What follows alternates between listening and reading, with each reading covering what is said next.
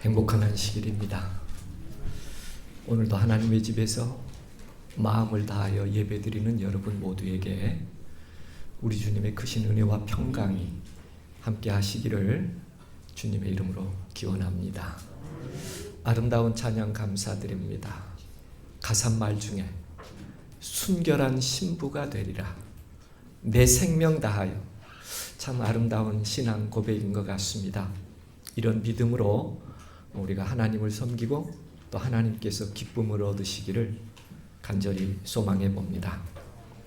저희는 짧은 시간이지만 희망 다시 일어서는 힘이라는 주제로 우리 인간이 실패할 수 있고 또 하나님이 어디 계시냐고 항변할 수도 있고 우리가 때로 절망하는 순간에 하나님은 우리와 어떤 관계를 가지셨으며 우리는 어떻게 다시 일어설 수 있는 힘을 얻을 수 있을지 조금 무거운 주제들이었지만 함께 나누면서 하나님께서 우리를 얼마나 사랑하시는지에 대하여 공감하며 남은 시간들을 또 남은 삶을 하나님께 정말 순결한 신부처럼 그렇게 의지하기를 기원했습니다. 오늘은 마지막 주제로 마지막 퇴장 앞에서 인생의 마지막을 어떻게 우리는 선택해야 할까 하는 주제로 함께 좀 명상해 보려고 합니다. 제가 드리는 말씀보다는 하나님께서 여러분의 마음속에 세미하게 들려주시는 성령의 음성을 들으며 예배하는 저와 여러분 되기를 간절히 바라봅니다. 먼저 주제를 좀 정리하기 위해서 리와인드 시티라는 짧은 영상이 있었습니다. 그 영상을 함께 좀 보도록 하겠습니다.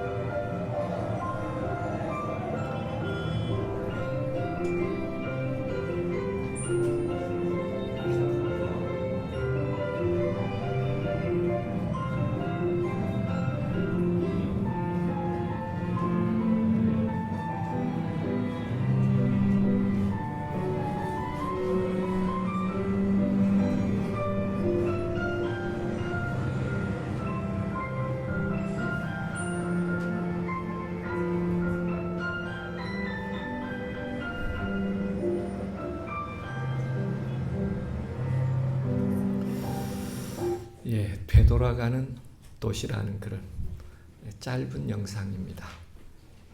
혹시 여러분도 이런 상상해 보셨어요? 내가 그때 어느 시점으로 다시 되돌아만 갈 수 있다면 내가 이런 아픔이나 또 이런 선택은 하지 않았을 텐데 때로 힘들 때 가끔은 우리는 이런 상상을 해봅니다. 그때로 다시 되돌아가면 안 될까?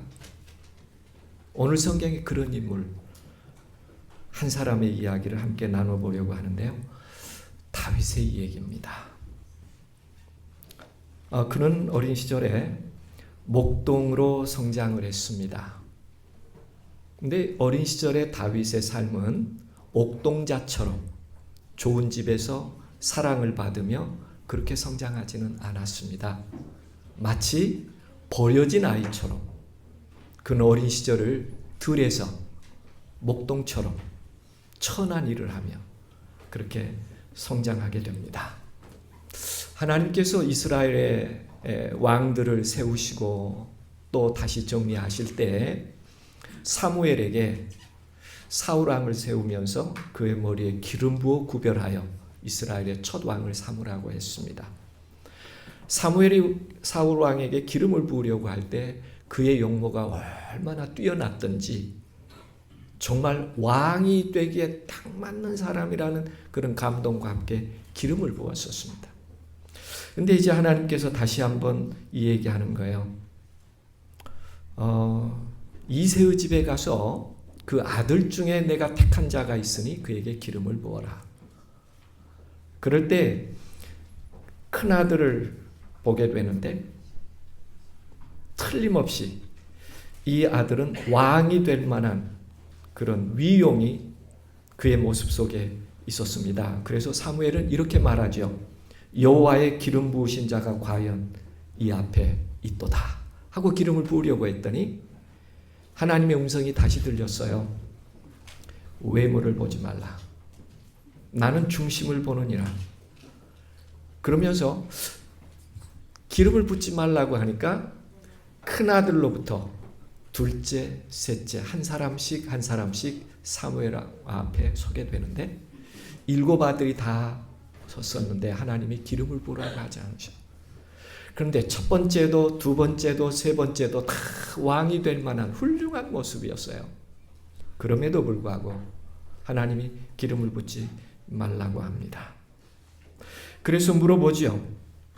아들이 없느냐고. 이게 다냐고. 그때 이새가 약간 좀 궁금하면서 하나 있기는 있는데 이게 아들이라고 딱 말하기가 좀 그런데 하나 더 있기는 있습니다. 사무엘이 그렇게 얘기합니다. 그를 빨리 내 앞에 데려오면 좋겠다. 그렇지 않으면 내가 음식도 먹지 않겠다. 들에 있는 다윗을 불러옵니다. 여기서 우리는 하나 생각을 해봐요. 분명히 모든 아들을 다 부르도록 했는데 왜 다윗은 가장 어린 막내인데도 불구하고 그냥 들에 있게 했을까? 왜 그 자리에 함께 오지 않게 했을까? 그 가계의 이야기를 조금 정리해 보면 그 이유가 분명해지기 시작해요. 실질적으로 성경에 이새의 아내는 등장하지 않습니다. 다만 7 아들만 언급이 되고 아내는 누구라는 기록이 없어요. 그런데 다윗은 암몬 족속 중에 나하스 왕의 전처였다라는 성경에는 기록되어 있지 않지만 전승과 주석가들의 해석에 의하면 그렇게 정리를 해요. 그래서 수르야와 아비가일 사이에는 이복 누이 관계입니다. 다윗은 이새로부터 얻은 아이고 그 다음에 이 두 누이는 나하스로부터 낳은 딸들을 함께 받았기 때문에 이와 같은 가계가 형성이 되죠. 그러니까 이새의 생각에는 다윗은 뭐 될 가능성이 아예 없다고 생각한 거예요? 왕이 될 가능성이 아예 없다고 생각해서 배제한 것입니다. 그저 너는 양이나 돌봐 이렇게 된 거죠. 제가 무엇을 말씀드리려고 하느냐 하면 어린 시절의 삶이 다윗에게 그렇게 평안하거나 평탄하지 않는 삶이었다. 조금 더 정리해 보면 더 현실적인 아픔들이 어린 다윗에게 있었습니다. 그건 뭐냐면 이새의 세 아들이 지금 전쟁터로 나갔어요. 이새가 궁금한 겁니다. 세 아들이. 그래서 생각할 때에 이 세 아들의 안부를 묻고도 싶지만 천부장에게 이 내 세 아들은 조금 더 보호해 달라고 하는 청탁을 하고 싶어요. 그래서 아들 하나를 보내는데 여러분 같으면 지금 첫째, 둘째, 셋째가 전쟁터에 가고 있거든요. 가 있어요. 그러면 조금 더 마음의 신뢰가 가고 조금 더 안전하다면 몇 번째 아들을 보내는 것이 정상일까요? 몇 번째 아들? 4번째가 더 튼실하잖아요. 그죠? 셋째까지 갔으니까 그래도 4번째 아들이 조금 더 판단력도 좋겠고 일을 잘할 거라고 생각하면 넷째를 보내야 되는데 이새는 몇째를 보냅니까? 막내를 보내는 거예요. 여기서 우리는 약간 이런 생각을 해요. 왜 넷째를 안 보내고 막내를 보냈을까? 그 다음에 하는 말이 형제들에게는 곡물을 갖다 주라고 하지만 천부장에게는 치즈 10덩이를 갖다 주라고 그래요. 그러면서 천부장에게 주고 내 형의 안부를 살피고 그 말은 뭐 하라는 말이에요? 우리 형들 좀 잘 봐주세요. 이 말을 전하라는 거예요. 치즈 10덩이 천부장에게 주면서 여기까지는 아무 이상이 없어요. 그런데 뭐라고 한마디 더 뒤에 꼬리표를 딱 붙여놨나요? 주고는 뭐 받아오라? 영수증 받아오라고 그래요. 왜 이 표현을 썼을까요? 안 믿어지는 거예요. 요놈이 가다 하나 또 먹었나? 그러니까 10덩이 주고 10덩이 받았다는 증표를 가져오라는 거예요. 지금 제가 조금 약간은 좀 이렇게 단편적인 표현 혹은 좀 억지적인 표현 같습니다만 그러나 충분히 상상해 볼 수 있는 이야기죠. 하나 더 보면 이렇습니다. 그 다음에 정말 형들을 만났어요. 다윗이요. 막내가 온 겁니다. 그러면 맏형이 어떤 말을 해야 정상적인 가계의 표현일까요? 너 막내야 어떻게 여기까지 왔어? 괜찮았어? 어디 다른 문제는 없었어? 막 이렇게 염려해야 되잖아요. 막내가 왔으니까요. 그런데 막내가 오는 그 다윗을 보면서 맏아들인 큰형이 뭐라고 얘기합니까? 좋은 말로 환대하나요? 아니면 막 그냥 냉대하나요? 이 성경이 이렇게 얘기합니다. 다윗에게 노를 바랬어요. 형들을 위해서 음식을 가져왔는데 형들은 다윗에게 분을 냅니다. 화를 냈어요. 그러면서 하는 말이 양들은 누구에게 맡기고 왔느냐고 또 꾸짖습니다. 그 다음에 내 교만과 내 마음의 완악함을 아노니 내가 전쟁을 구경하러 왔도다. 따뜻하게 맞이했어요? 냉대했어요? 그러니까 다윗이 어린 시절에 이런 가계와 문화 속에서 어떻게 다윗다운 삶을 만들어갈 수 있었을까? 다윗은 그런 아픔을 분명히 가지고 있습니다. 성경 배경에 의하면요. 그럼에도 그가 그 차별과 냉대를 받을 때마다 그의 생각 하나는 양을 성실하게 치면서 수금을 타고 그의 마음의 시와 찬양을 통해서 하나님께 더 가까이 나아가는 어린 시절의 다윗을 우리는 성경에서 볼 수 있습니다. 차별과 냉대가 심하면 심할수록 그는 다시 악기를 들어서 수금을 연주하며 이쪽에 계신 분들이 조금 비슷하신 것 같아요. 예, 자꾸 연습하고 또 연습하고. 사울이 가끔은 정신질환이 왔습니다. 가끔은 발작적인 생각을 가졌어요. 그때 한 사람이 얘기합니다. 하나님의 사랑받는 사람이 하나 있는데 수금을 아주 잘 탑니다. 당신이 어려울 때마다 수금을 타는 그 소년을 불러서 그의 음악을 들으신다면 마음이 평안해질 수 있습니다. 사실이었을까요? 그렇습니다.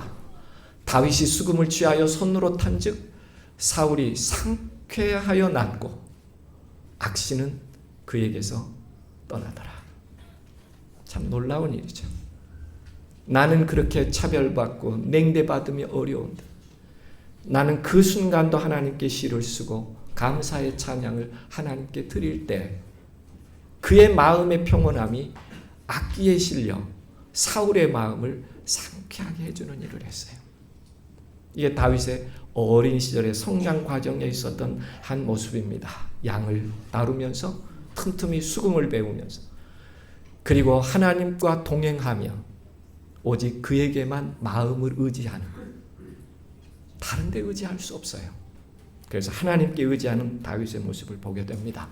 이런 다윗이 성장하여 생애하는 과정 속에 다윗과 관계되어 상징적인 두 인물이 있어요. 그 첫 번째 인물이 여러분이 잘 아시는 골리앗에 대한 얘기입니다. 다윗은 그가 하는 가장 주 임무가 뭐였습니까? 양을 지키는 거예요. 이리와 늑대, 야생 짐승으로부터 양의 새끼를 보호하는 것이 그가 해야 될 일이었습니다. 그래서 그가 성경을 읽다가 성경의 한 사실을 창념하고 그런 자기가 되겠다고 자기의 시간을 구별한 일이 하나 있어요. 그게 뭐냐면 그가 사사기서를 읽습니다. 바로 전에요. 사울 왕전 40년 전 그 어느 시기에 있었던 일들이니까 굉장히 자기 시대와 그렇게 먼 과거는 아니에요. 성경의 기록에 보니까 700명의 왼손잡이가 있었는데 물매로 돌을 던지면 허리도 틀림없는 자였더라. 아주 정확하게 목표물을 타격할 수 있는 물매꾼이 있었는데 700명이 있었다. 누구도 될 수 있다? 나도 이 물매를 통하여 야생 짐승이 오면 내 어린 새끼를 보호하기 위해 뭐 해야 되겠다? 허리도 틀리지 않게 내가 짐승을 쫓고 양을 보호해야 되겠다. 그는 시간이 있을 때마다 뭘 했을까요? 처음에는 바위나 큰 나무를 타켓으로 들고 물매를 만들어서 던지는 연습을 했을 것입니다. 처음에는 빗나가기도 하고 맞지 않았을 수 있어요. 그가 맞추면 맞출수록 점점 타켓을 작은 것으로 정하고 그 타켓을 맞추는 연습을 합니다. 그 다음에는 고정된 타켓이 아니라 움직이는 타켓도 그가 정확하게 맞출 수 있을 때까지 1000번이고 10,000번이고 시간이 있는 대로 물매를 던집니다. 이게 다윗의 어린 시절에 그가 준비한 그의 생애였어요. 목자가 해야 돼. 양을 지켜야 된다는 그 사실 때문에 그는 끊임없이 물매를 던지는 연습을 그가 하게 된 거예요. 그래서 이제는 표하는 사자가 와도 급소를 정확하게 맞춰서 새끼를 보호할 수 있는 다윗의 물매꾼 실력이 쌓여지게 된 것이죠. 그렇게 되는 순간에 그가 전쟁이 일어난 사실 앞에 가게 됐죠. 여러분이 잘 아는 대로 말입니다. 골리앗이 으르렁거리며 유대 전사가 있으면 나와 1대1로 싸우자고 고대 싸움의 방식입니다. 전장에 장수들이 싸우면 승패가 갈리는 거예요. 골리앗이 얼마나 컸는가 성경 기록에 보면 3m입니다. 크기가 3m예요. 그 장수가 서가지고 이스라엘 장수 있으면 나와서 1대1로 겨누자고 하니 모든 군사들은 마음을 졸이며 숨습니다. 이 상대가 될 것 같아요? 안 될 것 같아요? 상대가 안 될 것 같아요. 저 사람 앞에 나갔다가는 한 번에 죽을 것 같아요. 이스라엘의 모든 장수들은 숨어서 나오질 않습니다. 그런데 다윗의 상상은 달랐어요. 내가 움직이는 짐승도 때렸는데 타켓이 3m가 되고 멀쩡하게 서 있는 저 타켓을 내가 실수할 리가 없다. 다윗의 상상의 차이점. 이스라엘 군대는 그 거구의 장군을 보면서 마음이 쫄려서 아무도 나가지 못했는데 다윗의 상상은 내가 움직이는 짐승도 그 명소를 맞출 수 있었는데 3m나 되는 장수가 뭐하고 있으니까요. 움직이지 않고 머정 있는데 이 타켓을 내가 실패할 리가 있나? 누구의 이름으로? 하나님의 이름으로. 그래서 그날 승패가 결정됩니다. 능히 이길 수 있다는 확신이 있었습니다. 과거에 그가 갖는 경험들이 그에게 용기를 주었습니다. 그리고 구원해 주시는 전능하신 하나님이 나와 함께하고 있으니 내가 반드시 골리앗을 이길 수 있다고 생각했어요.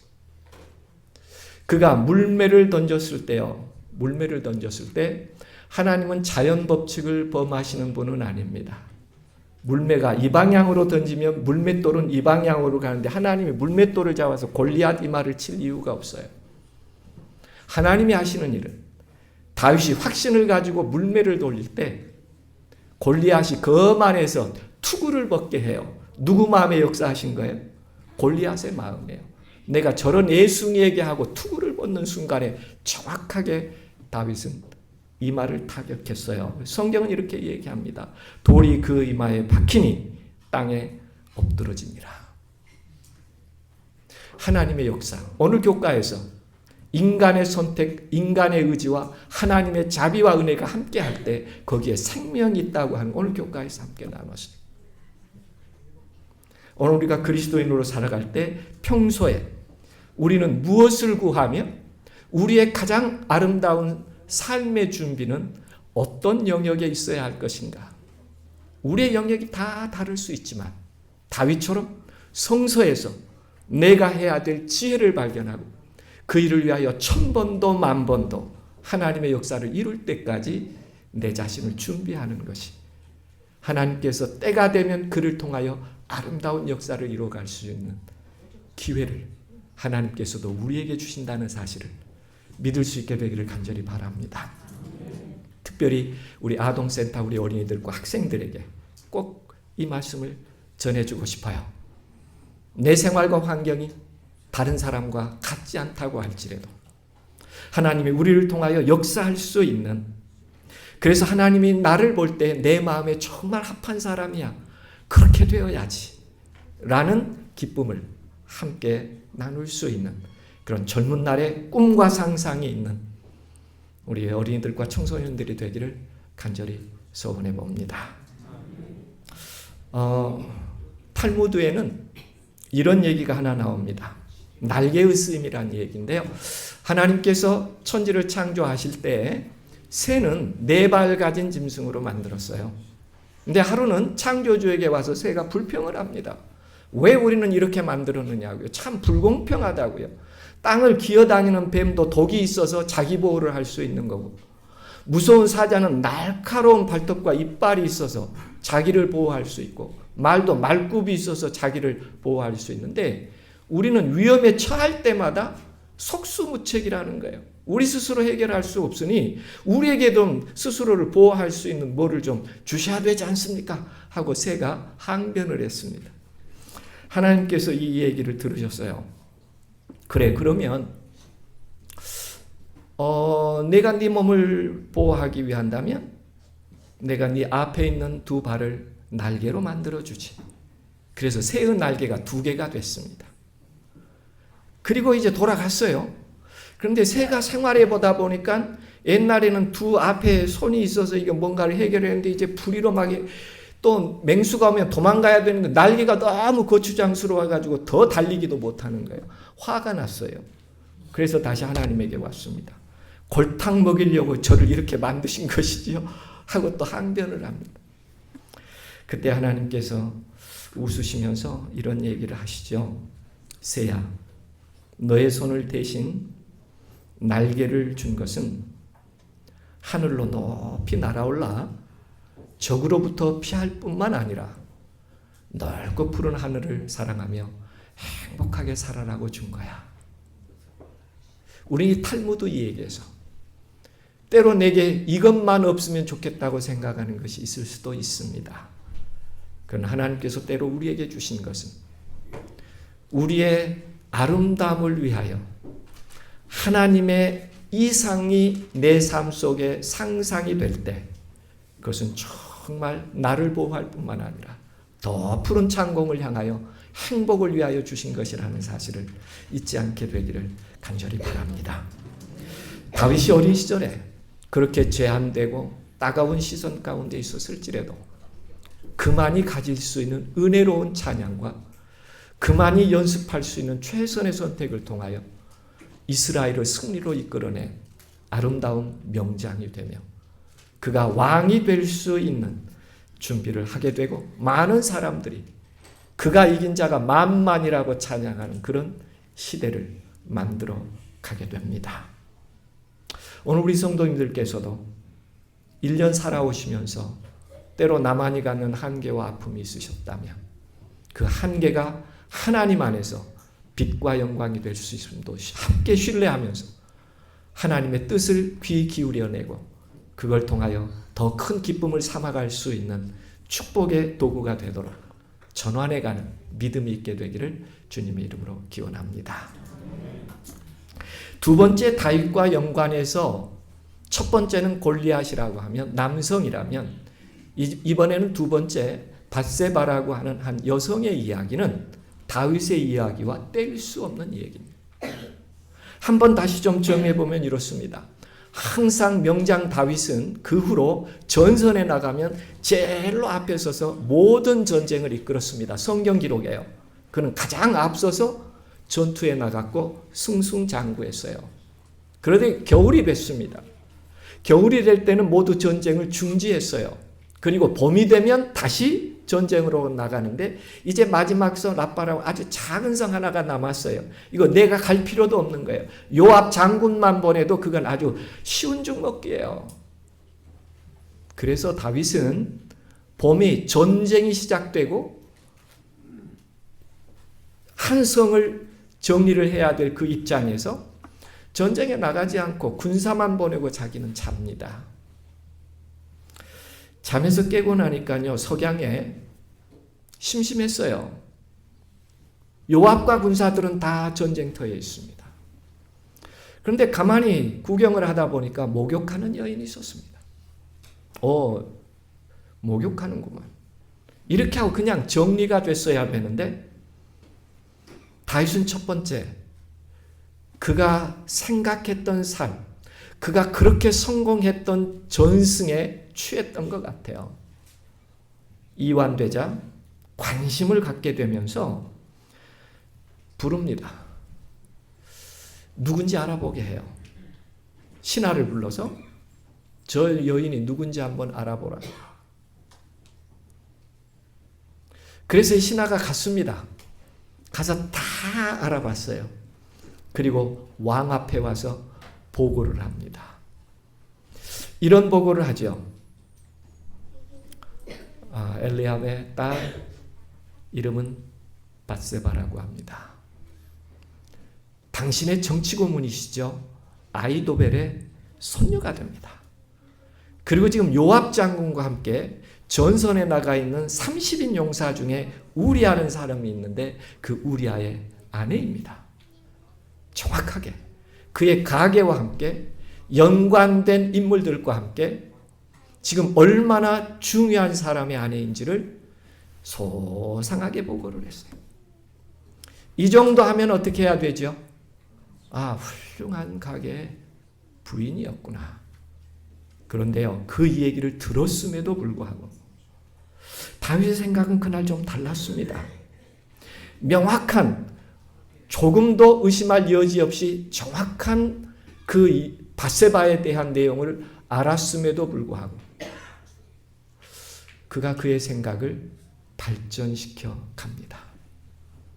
이게 다윗에게는 큰 문제가 된 것이죠. 어떤 생각이 들었을 때 그 생각을 내가 어떻게 정리해야 하는가는 우리의 선택이지만 예민해야 될 하나의 중요한 순간들이라는 것을 우리는 결코 잊지 말아야 합니다. 사람을 보냈습니다. 저를 데려오라고 했어요. 그 다음에 그는 정말 지위를 남용해서 범죄를 저지르고 맙니다. 그리고 그 여인을 집으로 돌아가라고 했어요. 여러분, 정말 이 세상에도 지위를 남용한 범죄가 얼마나 많은지 몰라요. 위용을 통해서, 위압에 의한 범죄죠. 이 여인이 돌아갔는데 소식이 들렸습니다. 아픈 소식이에요. 아이를 가졌다는 거죠. 그런데 두 번째 다윗이 잘못한 것은 이 사실도 잘못한 것이지만 그의 마음이 더 큰 잘못이 하나 있는데 그것은 다윗이 율법을 모를 리가 없습니다.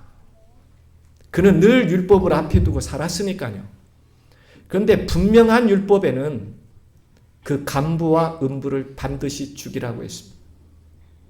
근데 다윗은 그 순간에 자기는 법 위에 있다고 생각했어요.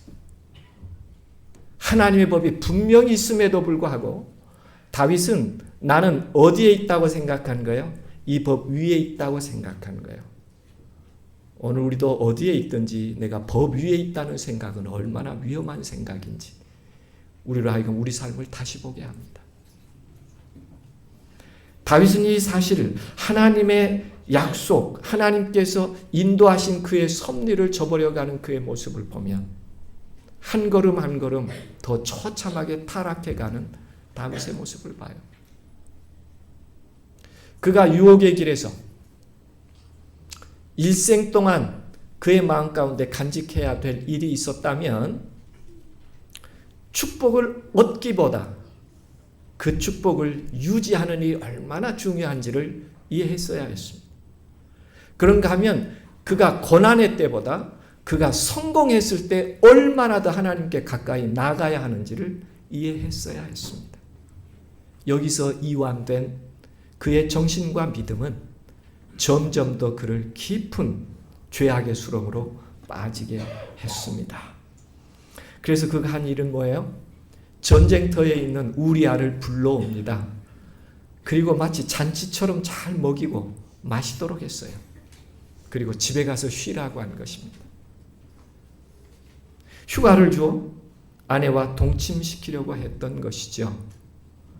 그런데 이 우리아는 얼마나 충성된 군인이었느냐 하면 언약궤와 이스라엘이 아직 어디에 있는 거예요? 진영 가운데 있는 거예요.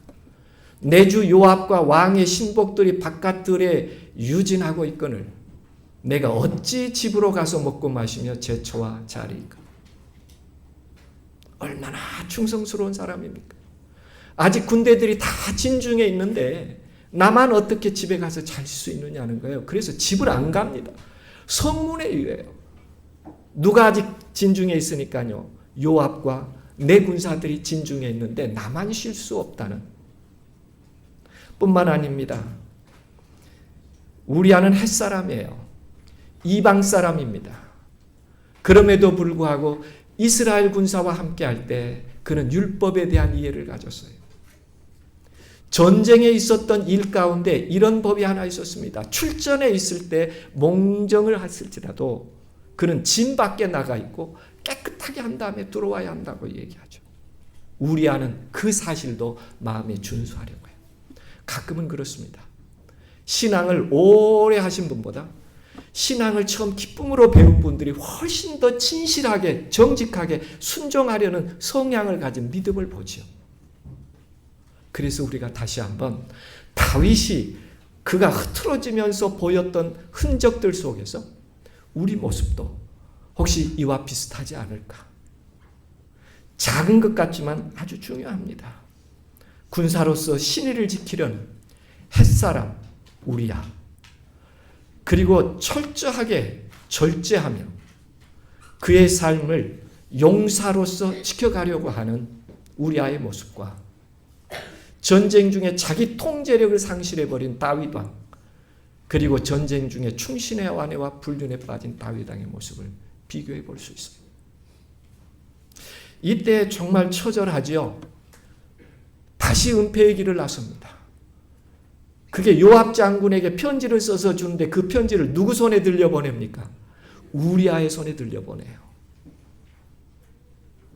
군호를 짜라는 것입니다. 전쟁 가장 전선에 나가되 군호를 짠 다음에 우리아만 남겨놓고 모든 사람 일시에 철수하라는 거예요. 그러면 누가 타켓이 될까요? 적군에게 우리아가 타켓이 되죠. 우리아를 죽게 하라는 편지를 보냅니다. 요압 장군은 그렇게 했어요. 다윗의 명대로 전선 가장 가까이까지 나갔습니다. 신호를 보내고 우리아만 남기고 일제히 퇴각했어요. 누가 죽었을까요? 우리아가 죽었습니다. 그리고 우리아가 죽었다는 편지를 할 때 더 경악할 말을 다윗이 해요. 정말 끔찍한 얘기. 죽었다는 얘기가 오자 이렇게 얘기하면 이 일로 걱정하지 말라. 칼은 이 사람이나 저 사람이나 다 죽이느니라. 마치 우리아가 자기와 아무 관계없는 것처럼 명장 30인 중에 한 사람이 죽었으면 얼마나 애통해야 될까요? 얼마나 아쉬워해야 될까요? 그런데 아무 관계없는 것처럼 전쟁은 이 사람이나 저 사람이 죽는 것이니까 개의치 말고 전쟁 잘하라고 이렇게 말하는 다윗의 모습 말이에요. 우리는 이럴 때 파렴치하다는 표현을 써요. 세상에서. 더 아픈 한 면의 고백이 있습니다. 그가 은폐를 위하여 우리아가 죽게 됐죠. 우리아를 장사를 지내게 됐습니다. 그 다음에 한 일이에요. 우리아의 장사가 끝나자 다윗은 누구를 데려오라고 합니까? 밧세바를 데려오라고 합니다. 내가 살피겠다고. 이웃 나라 사람들이 들으면 다윗 왕이 얼마나 유명해요. 용사가 죽으니까 그 왕은 자기 용사의 아내를 거두어서 그렇게 그 용사를 추모하는 그렇게 훌륭한 왕은 세상에 어디 있는가? 외형적으로 보면 얼마나 찬양할 만한 말이에요. 자기 군사의 아내가 죽으니까 그 아내를 자기가 가까이 돌보겠다고 하는 그런 대장이 있다면 목숨 바치고 일하지 않겠습니까? 그러나 내면의 생각은 어땠을까요? 포장된 모습이 인간이 얼마나 악해질 수 있는지를 잘 보여줍니다. 주고 있습니다. 그는 무시로 하나님을 찬양한 사람이었어요. 하나님과 숨결을 같이 한 사람이었어요. 그는 늘 기도의 사람이었어요. 그럼에도 불구하고 그가 어떻게 이런 일을 할 수 있었을까? 하나님의 마음은 너무 아팠습니다. 다윗이 기억해야 할 사실이 있었어요. 그가 갑작스럽게 이렇게 된 것이 아닙니다. 하나님은 침묵으로 그와 함께 했어요. 1년 정도요. 그가 스스로 하나님께 나오기를 원한 것이죠. 하나님의 어떤 흔적이 없다고 해서 하나님이 나와 함께 하지 않는 부재를 증명하는 것은 결코 아닙니다. 하나님은 다윗이 스스로 돌아오도록 기다렸어요. 그럼에도 불구하고 다윗이 돌아오지 않습니다. 잊어버리려고 해요. 다른 데 관심을 갖습니다. 그럴 때 하나님이 마음이 참 아프셨죠. 그의 이중적인 삶 말입니다. 그런데 성경은 이런 삶을 살고 있는 그 1년 동안의 다윗의 마음을 표현하고 있는데 이런 마음으로 표현하고 있습니다. 내가 토설치 아니할 때 종일 신음함으로 내 뼈가 쇠하였도다. 내 지내기 화하여 여름 가물에 마름같이 되었도다. 평안했다고 얘기하나요? 너무 힘들었다고 얘기하나요? 1년 동안 외형적으로는 다윗 왕으로서 평안했습니다. 그러나 그 내면의 삶은 정말 타는 것처럼 여름 가물에 땅 메말라 들불 바싹 타들어가는 것 같이 이 몸의 힘이 모조리 빠졌습니다. 이게 하나님께서 우리를 돌이키시려고 하는 성령의 세미한 음성입니다. 하나님은 기다리다 안 돼서 나단 선지자를 보내죠. 나단이 당신이 그 죄인이라고 정확하게 지적을 했습니다. 그때 다윗이 어떤 고백을 합니까? 내가 그 죄를 지었다고 고백하죠. 그 순간에 하나님이 얼마나 마음 아팠는지 하나님의 마음 하나를 정확하게 표현했어요.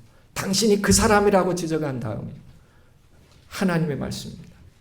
만일 그것이 부족하였을 것 같으면 내가 너에게 이것저것을 더 주었지 않겠느냐. 어찌하여 네가 스스로 이런 일을 했느냐는 거예요. 네가 정말 필요하면 내가 더 주었지 않았겠느냐. 이거예요. 하나님이 얼마나 마음이 아팠으면 저는 성경에 하나님의 가장 아픈 구절이 어느 구절일까라고 보면 저는 개인적으로 이 구절이 하나님의 가장 아픈 마음을 표현했다. 그게 네가 부족할 것 같으면 내가 줄 수 있었는데 왜 네가 그런 일을 해? 이 하나님의 아픈 마음이에요. 다윗에게. 그는 왕이 되기 전에 세 아내가 있었습니다. 왕이 된 다음에 네 아내가 있었어요. 이미 7 아내가 있는 것입니다. 네가 그래도 더 필요하다면 내가 줄 수 있었는데 넌 왜 그런 일을 했느냐? 다윗이 처절하게 하나님께 고백합니다. 하나님의 아픈 마음을 이해했어요. 하나님의 아픈 마음을요. 그래서 그가 눈물로 회개하기 시작합니다. 그가 정말 회개했던 것은 이 말씀이에요. 내가 여호와의 말씀을 업신여기고 내가 내 삶의 주인이라고 생각하는 거예요. 그게 다윗이 타락하고 추락했던 그의 마음의 근본적인 이유였습니다. 누구를 업신여겼다고요? 여호와 하나님을 그의 마음속에 비워냈다고. 내가 내 삶의 주체인 것처럼 받아들일 때 인간이 어떻게 나락으로 떨어질 수 있는지 다윗의 이야기를 통해서 우리들에게 들려주고 있습니다. 그래서 그는 처절하게 회개하죠. 내 안에 정직한 영을 새롭게 하옵소서. 내 죄악을 맑게 씻겨 주옵소서. 내 속에 정한 마음을 창조해 주옵소서. 시편 51편 눈물의 아픔을 다윗이 처절하게 고백합니다. 그때 하나님께서 약속해 주셨어요. 주께서 내 죄악을 사하셨나이다. 그런 죄도 죄보다 더 큰 사랑으로 하나님께서 용서해 주셨어요. 우리는 여기서 하나 기억해야 될 일이 있습니다. 우리도 오늘 싸워야 될 투쟁이 있어요. 기도주일은 마치지만 다시 한번 우리 마음이 싸워야 될 새 유형의 투쟁이 있어요. 첫 번째 투쟁은 범죄하지 않으려는 의지적 결단을 가지고 싸워야 합니다. 내 내면에. 두 번째는 다윗처럼 죄를 숨기려고 하는 유혹과 싸우려고 진실하고 정직한 영으로 새롭게 되려고 하는 싸움을 처절하게 해야 합니다. 하나님을 기쁘시게 하려면. 세 번째는 그런 나를 다윗의 죄를 사유한 것처럼 내 죄도 사유하시는 하나님이라고 하는 그 하나님의 은총을 잊어버리고 그것을 두렵게 받아들이거나 경하게 여기지 않으려고 그런 마음의 깊은 싸움이 있어야 합니다. 이 세 가지 싸움을 할 수 있다면 우리는 하나님을 다시 기쁘게 할 수 있는 은혜의 사람이 될 수 있습니다. 첫 번째는 뭐하고 싸워야 하고요? 죄하고 싸워야 하고요. 두 번째는 뭐하고 싸워야 하고요? 그 죄를 덮으려는 그 미묘한 유혹하고 철저하게 싸워야 돼요. 고백해야 합니다. 여름 타작마당에 메말라가는 것처럼 그렇게 살지 말라는 거예요. 더 큰 싸움은 어떤 싸움일까요?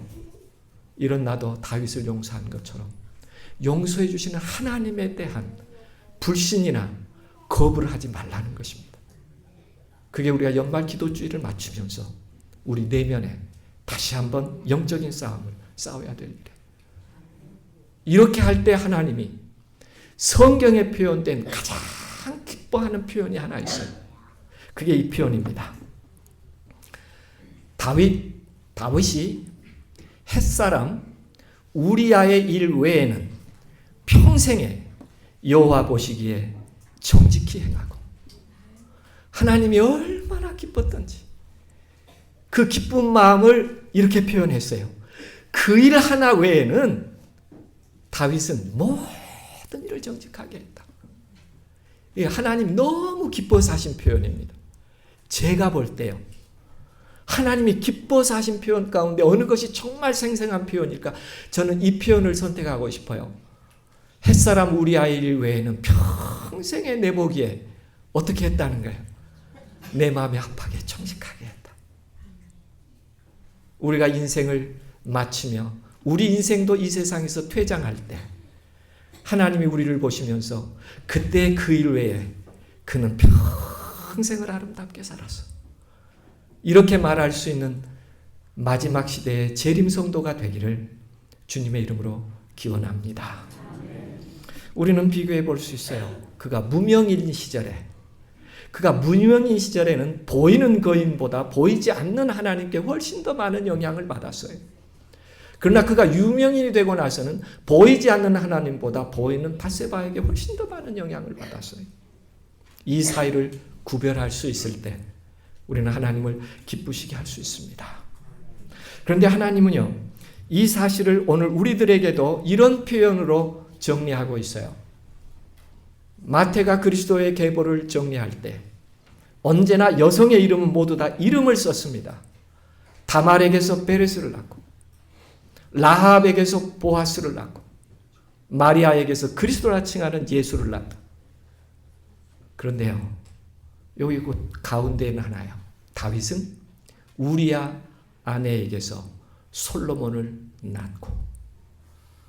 그러니까 정상적인 논리라면 다윗은 밧세바에게서 솔로몬을 낳고 이렇게 기록하는 것이 그 전후 문맥상 동일한 논리의 기술 형식입니다. 그러나 여기에 딱 뭐라고 하나 기록해 놨어요. 다윗은 우리아의 아내에게서 솔로몬을 낳고. 이것은 우리들에게 하나님께서 우리를 어떻게 관심을 가지고 보시는지 우리의 마음을 여이며 해이해지지 않도록 다윗의 이야기를 상기시켜 줍니다. 어쩌면 하나님은 오늘도 우리에게 그런 사랑으로 우리를 하여금 매 순간 우리 마음의 경영에 예민한 성도가 되십시오라고 부탁합니다.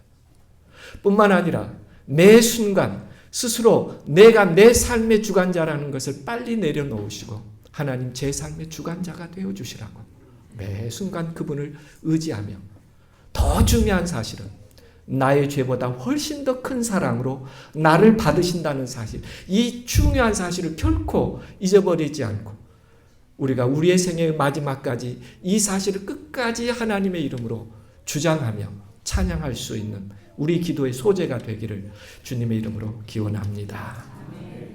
그렇습니다. 그래서 다윗은 주께서 그 죄를 인정하지 아니하실 사람이 복이 있다. 죄 없는 사람이 복이 있다고 하지 않았어요, 다윗이. 유의해서 읽어보십시오. 죄 없는 사람이 복이 있다가 아니라 죄는 있어요. 그런데 하나님이 그 죄로 인정하지 않고 덮어주시는 사람이 복이 있다고 얘기합니다. 이번 연말 기도 주일도 하나님 우리의 죄를 덮어주실까요? 저는 그렇게 믿습니다. 왜냐하면 우리가 섬기는 하나님이 죄보다 훨씬 더 큰 사랑을 가지고 우리를 대하시기 때문에 그렇습니다. 그래서 우리는 하나님을 늘 찬양하면서 죄보다 더 큰 사랑을 의지할 수 있어야 합니다. 마지막으로 제가 이 얘기 좀 남기고 싶어요. 또 함께 나누고 싶어요. 사실은 사무엘 상하에서 다윗 얘기가 다 끝납니다. 그리고 이제 열왕기상하는 왕들의 얘기가 시작돼야 되죠. 그럼 첫 번째 왕은 누구였습니까? 사울입니다. 그러면 열왕기상의 시작은 사울 왕부터 시작돼야 되는데요. 다윗의 얘기가 딱 4절 기록된 다음에 왕들의 얘기가 시작돼요. 그래서 왜 열왕기서를 기록할 때 열왕기상 1장 1절에서 4절을 다윗의 이야기로 시작했을까? 이것은 열왕기상하의 전체 맥락에서 그 시작점이 하나님께서 왕들을 통하여 무엇을 말하고 있는지를 시작하는 방향을 정하는 것으로 여기 삽입된 것처럼 열왕기상 1장 1절에서 4절이 기록되어 있습니다. 다윗이 늙었어요. 이제는 이불을 덮어도 따뜻하지 않습니다. 다윗을 사랑하는 그의 신하들이, 충신들이 다윗에게 청을 하지요. 왕의 품에 누워 우리 주 왕으로 좀 따뜻하게 하는 그런 동료를 왕께 좀 제공하고 싶습니다. 허락해 주십시오. 다윗이 정말 추웠던 것 같아요. 그것을 받아들이게 됐습니다. 그래서 정말 아리따운 동료를 구했는데 수넴 여자 아비삭을 구한 거죠. 그리고 그 다음부터 다윗은 아비삭과 함께 잠을 자게 됩니다. 그런데 성경에는 이 동료는 심히 아리따운 자라 저가 왕을 봉양하며 수용하였으나 그 다음 표현입니다. 왕이 더불어 동침하지 아니하였더라. 왜 성경 기자가 열왕기서를 시작하면서 이 이야기를부터 이스라엘의 왕가의 이야기를 진행할까? 마지막 이 말입니다. 뭐 하지 않았다고요? 다윗이 끊임없이 아픔을 가지고 있었지만 그 마지막 순간에는 뭐 하지 않았다는 것입니까? 여호와 보시기에 악을 행하지 아니하였다. 이건 뭘 의미하냐면 하나님의 품성이 얼마나 아름다운지 다윗을 퇴장시킬 때 어떻게 퇴장시키고 싶으신 거예요? 가장 명예롭게 퇴장시키고 싶으셨습니다. 그래서 어떤 말로 다윗을 아름답게 표현해 주고 있습니까? 동침하지 아니었단 말이에요. 그가 더 이상 뭐 하지 않았다는 것입니까? 하나님 보시기에 부끄러움이 없이. 저는 이게 가장 하나님께서 한 인간을 이 세상에서 가장 아름답게 퇴장시키는 모습이라고 그렇게 받아들였어요. 그리고 저도 그렇게 기도합니다. 제가 연약하고 정말 많은 실수가 있었을지라도 하나님 제가 제 인생을 마칠 때 제 인생의 퇴장의 모습이 하나님 보시기에 이런 모습으로 저도 퇴장시켜 주시면 감사하겠습니다. 오늘 이곳에 시니어들이 많이 계십니다. 혹시 우리도 이런 기도를 드려야 되지 않을까요? 하나님 자비하시죠. 저도 제 인생 마지막에 퇴장될 때 다윗처럼 명예를 회복시키시고 아름답게 제 인생을 퇴장할 수 있도록 저를 붙잡아 주십시오. 다윗은 매 순간 이 기도로 아름다운 그의 인생을 마쳤습니다. 퇴장이 아름다운 사람이죠. 더 아름다운 것은 그렇게 명예롭게 퇴장시켜 주시는 하나님이 얼마나 아름답고 선하신 분인지 저는 이 하나님을 오래오래 찬양하고 싶습니다. 넘어진 곳에서 다시 일어나주시고 그리고 그런 하나님이 계시다는 걸 끝까지 신뢰하면서 우리의 남은 세월 하나님과 동행하는 저와 여러분이 되기를 간절히 바라면서 말씀을